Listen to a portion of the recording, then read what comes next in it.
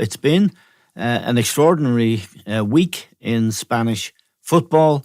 I suppose the good news, undoubtedly the good news is that Villarreal, a club from a town of 50,000 people, really quite a small club in any context, embarrassed Manchester United on Wednesday night to beat them on penalties. It was an extraordinary achievement for a small club, and that's the good news. Other than that, there wasn't much good news for Spain. Zinedine Zidane, the legendary player and indeed coach who won 3 successive Champions League titles and has been really effective as coach of Real Madrid, announced that he was leaving. It appears there's a strong possibility that Ronald Koeman will leave Barcelona. He's only been there a year.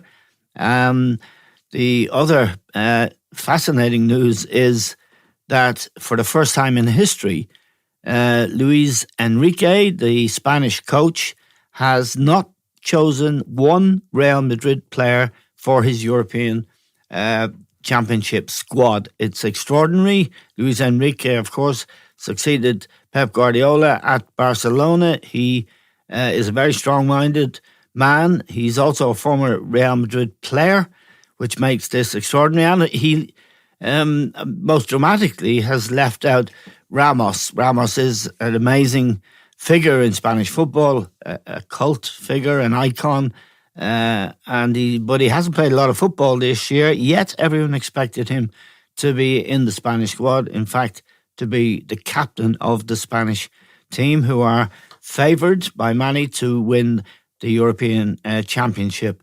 The other news of the week is that Atletico Madrid won La Liga, and they won it largely because of goals scored by Luis Suarez, who Ronald Koeman ejected from Barcelona when he arrived. And not only did Atletico Madrid get him for nothing, Barcelona had to pay half his wages. He was the most successful striker in La Liga, and they are champions for Atletico for the third time in 44 years. We're joined now from Barcelona by Richard Fitzpatrick. Richard is an Irish journalist living and working in Barcelona. Richard, it's a stunning week for Spanish football.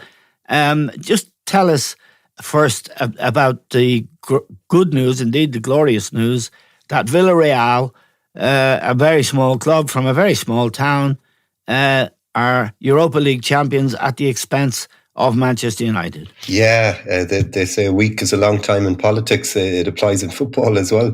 What a beautiful story. Villarreal's Europa League title win on Wednesday night. I mean, in dramatic fashion as well. Obviously, scoring 11 penalties. Every player on the team scored their penalty.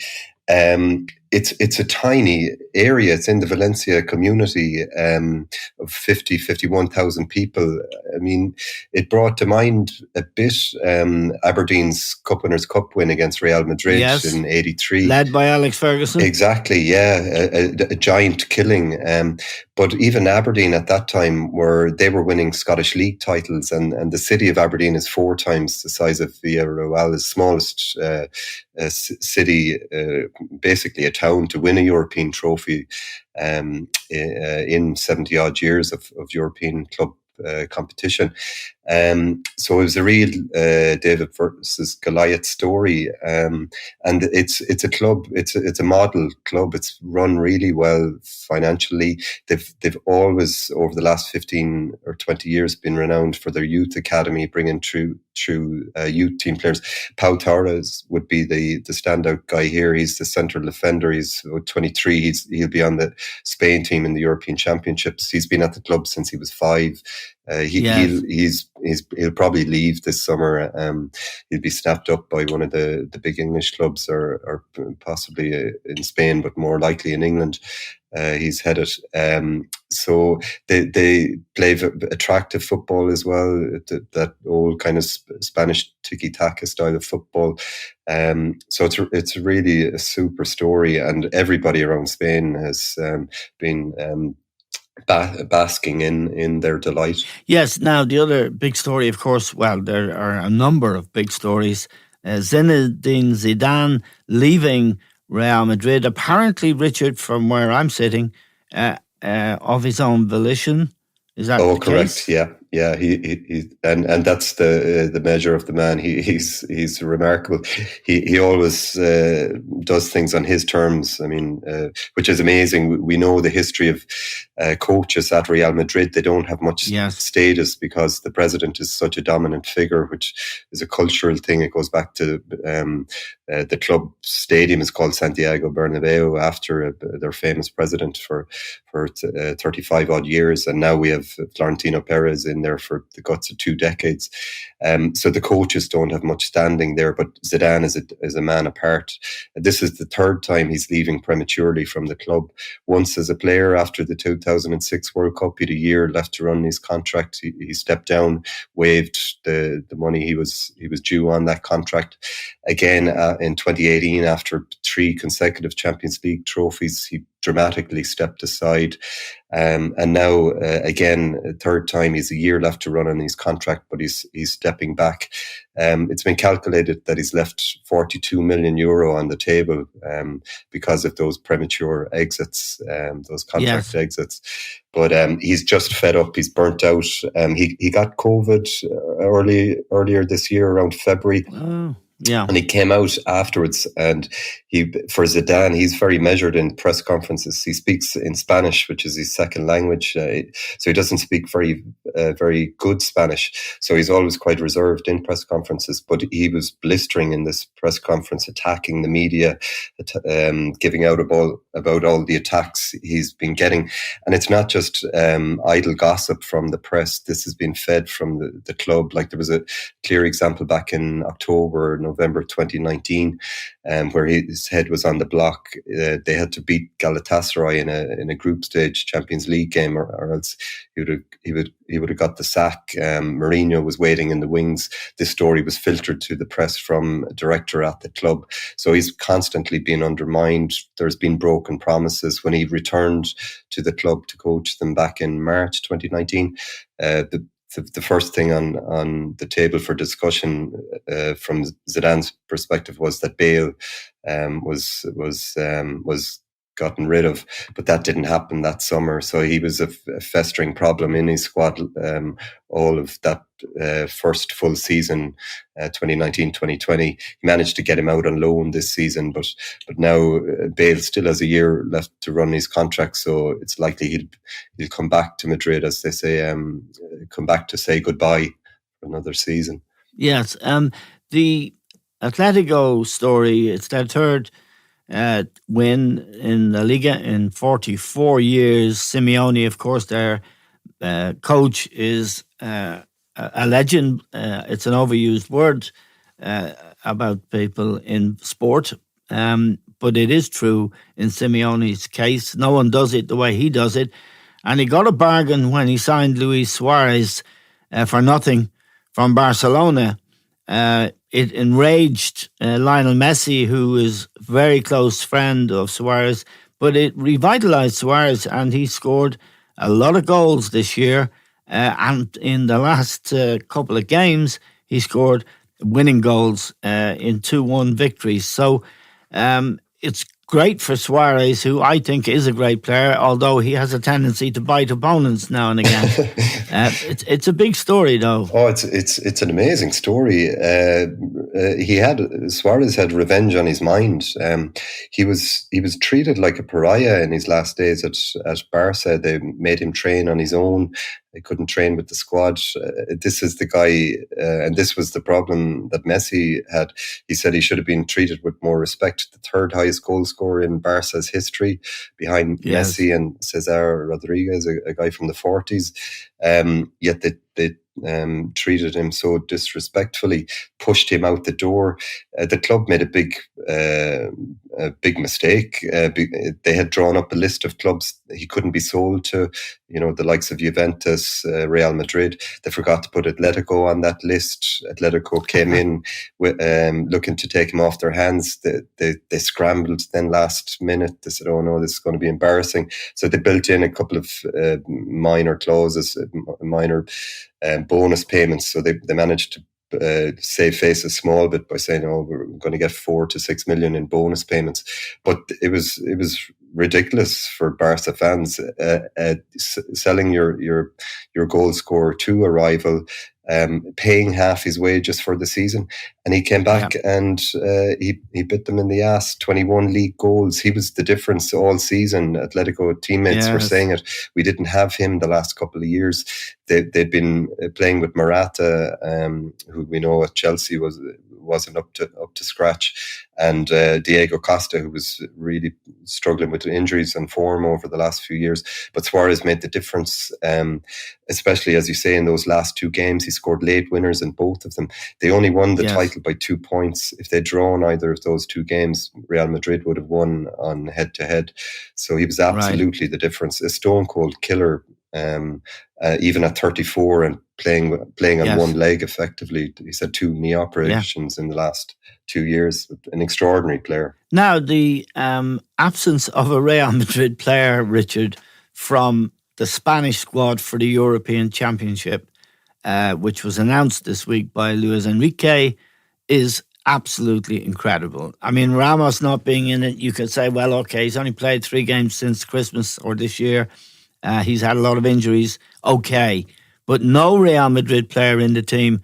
What kind of impact has that made in the Spanish press? Oh, it's been sensational. I mean, Real Madrid, as the name suggests, the Royal Club of Madrid and of Spain, they're the standard bearers, the most supported club throughout the country. So for them, for the first time ever, not to have a player in the finals of an international tournament is staggering. And it's a measure of their decline. Yes, they have other, international stars. Luka Modric just renewed for another season, a Ballon d'Or winner. But he'll be 36 in September. They've the 2 French stars, Rafa Varane. Benzema sensationally has been recalled to the French squad, but normally a Spain team would be stocked with Real Madrid players. They would be the backbone of the team. So the big surprise was Nacho, a central defender, utility defender, that he was left out. He's been very good this season. Dani Carvajal would have been a starter if he was fit, but he's not fit. Luka Vasquez could have been a squad player. There's been a dip in form from the likes of Isco, Marco Asensio. So there are other players who were in the mix, but they didn't make the cut on merit. So I think one of the telling aspects of the Spain squad that was picked is the most players from one club are from Manchester City. And even though if of those 4 players, only one of those is a starter at Man City these days, Rodri. So it just goes to illustrate how stronger a club like Man City is than the squad depth of a club like Real Madrid, which is threadbare at the moment with a lot of aging players. Yeah, and Luis Enrique, of course, he was successful with Barcelona as their coach. He left there as well on his own terms. He was entitled, I think, Richard, to name 26 players, and he only named 24. In other words, not only did he snub Real Madrid, he rubbed a bit of salt in the wound as well. He's left 2 spaces in his squad. He doesn't feel he needs. He doesn't need any token Real Madrid players. In fact, he hasn't filled those places at all. No, am I right? Yeah, you're correct. Yeah, no olive branches from Luis Enrique. He's a fantastic character, but surly by nature. Is he a Catalan? No, he's from the northwest of Spain.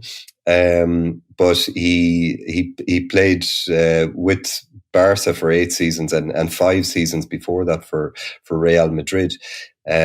but a very bolshy character.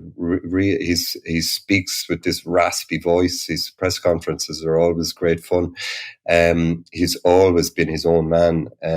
So there's a lot of morbo, as they say here in Spain, morbid fascination with this decision to leave out all these Real Madrid players. The bit of needle that is there, all the press are commenting on the fact that he's a member, a paid up member of Barca. There's nothing in it that we've talked about the players that missed out, with the exception of Nacho. He made it. Nacho was very good against Chelsea in the two games. In those two games in particular. Yeah, and he scored a wonderful goal in. You might remember in the World Cup first game against Portugal in the final in Russia. He was playing full back that day, so he would have been a useful addition to the squad. But this Enrique, he always follows his heart. He's not to be swayed. So it was a brave move by him, and of course, leaving out Ramos was huge news in the country. Yeah. Like, it's difficult to get across the status this guy has in the country, as you can imagine. Real Madrid's captain for, and Spain's captain. He's the top scorer for Spain, playing at the moment with 23 goals. That incredible goal he scored in the 2014 Champions League final against Atletico Madrid in stoppage time. So he's a guy for the big occasion, and he, obviously Liverpool fans would know him for the dark arts. So it was a big shock that he was left out. He's devastated. Himself and Luis Enrique had a pretty animated phone call on Sunday night when Enrique phoned him to tell him the news. He's a guy. He says his goal is to play in the 2026 World Cup. He's four. When he's 40, he's 4 caps off the world record for international caps at the moment. So there's only room for one macho man in the team. Yeah. in the squad. Let's move on, Richard, to the return of Karim Benzema to the French squad for the Euros. France are favourites to win the Euros. He's been in the wilderness for 6 years, and there is a very interesting backdrop to this, most of which I know, but he is involved in a blackmail saga involving one of his fellow French players. I think it's Valbuena. Correct, is it? Yeah. Yeah. Can you tell our listeners and refresh my memory about this very serious matter indeed? Yeah, it's an intriguing case. It goes back to training camp in the autumn of 2015. Benzema was in the camp with the other French players and Valbuena, and he, to be careful how we explain this, he put pressure on Valbuena to pay this blackmailing fee to who was Benzema's best friend. Essentially, his best friend from childhood. The guy was blackmailing Valbuena over a sex tape Valbuena had made that was on his phone with the woman. So the authorities got their hands on some of the recordings. Benzema is involved in this blackmail case, which has been going through the courts at a snail's pace. This was anticipated, and it comes up. The court hearing will be in October, after the European Championships, so some 6 years later. But the cost for Benzema to be involved in the saga was that he was dropped from the French squad. For 6 years, the best years of his career, winning all these Champions League titles. He's been brilliant the last 3 seasons for Real Madrid in the absence of Cristiano Ronaldo, 30 goals each season. So he's really stepped up in the absence of Ronaldo, and he's a wonderful player. He's more a 10 than a 9. He's so subtle with his assists. Yes, and he gets a lot of goals. I mean, Didier Deschamps is the French coach, a legend, captain of the French team that won the World Cup and indeed the European Championships. He's an interesting character in himself, for no other reason than he can find a way to play Paul Pogba and not have Karim Benzema in the squad. I mean, what he sees in Pogba, but it's worked. He won the World Cup, and Paul Pogba was in the team, and I think he might have scored. Yeah, and look, I mean, it's mouthwatering if you think that their front three might be Mbappe, Benzema, and Griezmann this summer. One other interesting aspect of that Benzema blackmail saga, I went to Lyon at the time it broke and covered the story, and spoke to Raymond Dominic, former French coach. He's yes. Benzema's U team coaches at Lyon, family members and stuff, and they were all saying to me at the root of, and his lawyer as well, at the root of this exclusion, omission from the French squad is a kind of racism in French society. Yes. Benzema, his parents are from northern Algeria, the exact same area as Zidane's, interestingly enough. Zidane's parents, yes. They share similar kind of backgrounds. Benzema comes from a tough neighborhood in Lyon called Bron, and so he grew up in the ghetto. That this best friend who's involved in this blackmail saga is also of Algerian extraction. So Benzema surrounds himself with these guys. When he got his first big contract at Lyon as a teenager, he didn't move into a big house, so that he stayed in the ghetto. Yeah. His agent is a very problematic character. He's also a childhood friend. It was told to me, you look at a guy like Cristiano Ronaldo, similarly came from a difficult background, but he got in under the wing of Jorge Mendes, and you could say what you like about Mendes, the super agent, but he's been a father figure to Ronaldo, and Ronaldo has grown into an impressive man. Yes. He's lost all the baggage from his difficult childhood. So Benzema didn't have that nurturing. But what people in France say, there's endemic racism there, that the press will talk about Benzema. Look, he has got a beard. He looks like a terrorist. He won't sing the national anthem. So there's a nasty undercurrent to that situation. Yes, indeed. It'll be very interesting to watch the body language in the European Championship. I have to say, in passing, Richard, that as a footballer, he doesn't lack character. He has leadership qualities, character. And he's a grafter. He's been a model player, really, for a long time for Real Madrid, as you point out, in the absence of Ronaldo. But I suppose if you're from the ghetto, the lads in suits would like you to leave the ghetto and leave everybody you knew in the ghetto behind, put a suit on, and then rob people. But you shouldn't rob people with a beard hanging around with your ghetto buddies. And you should get an agent who wears a suit or is fat, like the agent of Paul Pogba, whose name, Riola, I think, escapes me. Mino Raiola, the very man. A big fat slob in a suit. That's what you need. So Benzema, I must say, what you've just told me, makes me admire him even more.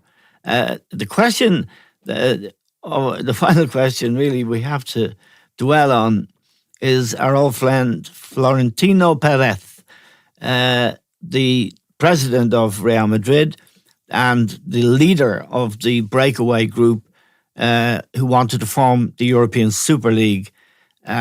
He's not giving up on the idea, although the idea is in the ditch. Yeah, the man is not for turning. It's amazing on the surface. Why is this guy flogging a dead horse? 9 of those 12 breakaway clubs did a U-turn within 48 hours of the Super League, European Super League announcement or launch, quasi-launch back in April. But Florentino, as the face of the project, refuses to take a step backwards, and he's got Juventus and Barcelona hanging off his coattails as well. It's a really interesting story to follow. Florentino has he's basically following a legal line in this argument. UEFA are threatening to open investigations. They're threatening big penalties. There's talk of €100 million fines for the renegade clubs, the three rebels, possibly a 2-year ban from the Champions League, which would equate to 200 million for each club, 100 million a season. The other 9 clubs got minor penalties they had to pay. But this guy, Alexander Seferin, is being bullish. He's saying, no, they must be held to account. Meanwhile, Florentino, on the other side, is saying, no, UEFA is contravening monopolies law. He's got a judge in a Madrid court number 17, to refer the case to the European Court of Justice. He's asking a simple question: can a sports entity like UEFA block football clubs from setting up a rival league? It's a simple question of monopolies. From day one, Florentino has had UEFA in his crosshairs. When he announced the league, he was saying UEFA is a decrepit, corrupt institution. It's taking all this money from the Champions League that the clubs are generating. 40% of it disappears. We don't know where it goes. We don't know the salary that Seferin has. There's no transparency. This is a dead body. It needs to be reformed, or we need to set up a separate league. So Florentino, he's a billionaire businessman, self-made. He's used to operating in the courts. He's had many setbacks in his career, but he overcomes them. So he doesn't fear Seferin and the UEFA. He looks at UEFA and sees their headquarters in Nyon, a little Swiss town of 18,000 people. They don't put any fear into him. So he'll move forward, and let's see what will happen. At the heart of it is a negotiation. He's going to negotiate a good deal for Real Madrid and whatever the other clubs that come with him. He has Real Madrid. I think Juventus and Barcelona are the other two, aren't they? They are. So he'll negotiate what's good for Real Madrid. He's got other things up his sleeve. He's saying that the other clubs, the other 9 rebel clubs, they signed up to the European Super League. They're on the hook for penalties for pulling out. There's different figures floating around. I've seen 9 and 10 million per club. But so he will negotiate. He's a businessman. That's what he has always done. So he'll negotiate his way out of the situation. Is the Super League dead and buried? Who knows? It's dead, Richard. For the next few years. But Florentino, he ran for president in '95 at Real Madrid, didn't win, came back in 2001. So let's see. The UEFA is a bloated body. There's no doubt about that. So let's see. They'd put Karim Benzema and his mates in the halfpenny place when it comes to inappropriate behaviour, should we call it. Just a last question, Richard, before I let you go. An awful lot of people in Ireland and in Britain in particular, but Ireland as well, are hoping that they might holiday in Spain this year. What is the COVID news from Spain? Yeah, the doors are open. It's just on the ground, on the streets. People in Catalonia and Spain are upset that the government and is so bullish about trying to restart the tourist season. If you travel to the UK or Ireland, for example, from Spain, there's all these protocols you have to follow to get in, quarantine, etc. Those are very lightweight if you're coming the other direction. So they're worried. They're looking at the UK, at the spread of the Indian variant. This is people on the ground in Spain. Yet again, we had this problem last summer. Tourists flooded in, and there was a huge spike then in the cases. Spain got its second wave back in middle of September last year. Other countries around Europe wouldn't have got their second wave till November. So the country is facing the same problem again. But look, it's really difficult one to balance, because the economy is absolutely on its knees. Spain and Argentina are the two countries with the biggest drop in GDP over the last 12 months. There's just, if you walk along the streets here, it's just businesses are shuttered, So, yes. we would have spoken before, the tourist economy is 1/7 of the economy here in Spain, so it's vital for it. So, yeah, look, the doors are open for tourists to come in. It'll pick up pace in June. Would it be safe? I mean, is the virus under control or not in Spain? Yeah, the numbers. The numbers are. There's a tiny tick upwards since the third wave. The vaccine rollout is going well. It's a few weeks behind Ireland, for example, but they expect to have herd immunity by August 18th, and they've hit all their targets so far. The Spanish Health Service is very good, so they're rolling out the vaccine very efficiently, given all the factors. It's difficult to tell. I would say Spain is going in the right direction, but who knows with a pandemic. Okay, we're very grateful to you, Richard, for joining us from Barcelona. Thank you very much.